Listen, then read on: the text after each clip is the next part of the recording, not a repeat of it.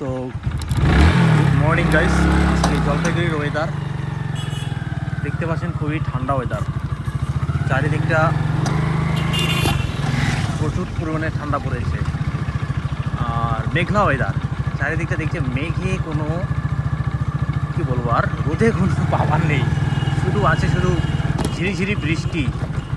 যেরকম কুয়াশা যখন বৃষ্টি হয় সেরকম হালকা হালকা বৃষ্টি, ঝিরিঝিরি বৃষ্টি, মানে বুঝতে পারবো না যে বৃষ্টি পড়ছে, জাস্ট স্লাইড।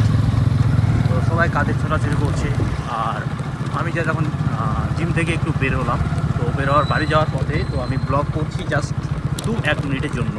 তো আজকের ওয়েদারটা আপনাদের সামনে শেয়ার করবো বলে আমি আজকে আমার এই ব্লগটা নিয়ে আসলাম। তো দেখতে পাচ্ছেন জলপাইগুড়ির ওয়েদার কীরকম। একটু তার আমি ওয়েদারটাকে হালকা করে মুভমেন্ট করে দেখি। এই যে ওয়েদার, হ্যাঁ, চারিদিকটা কেমন লাগছে ওয়েদারটা জলপাইগুড়ির। ঠান্ডা পড়ে গেছে, প্রচুর ঠান্ডা পড়ে গেছে। এখন মনে হয় আবার নতুন করে লেপ তো সব বের করতে হবে মনে হয়।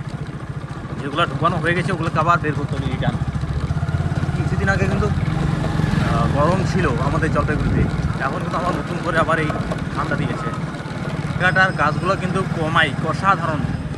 আপনারা দেখতে পাচ্ছেন এই গাছগুলো অসাধারণ।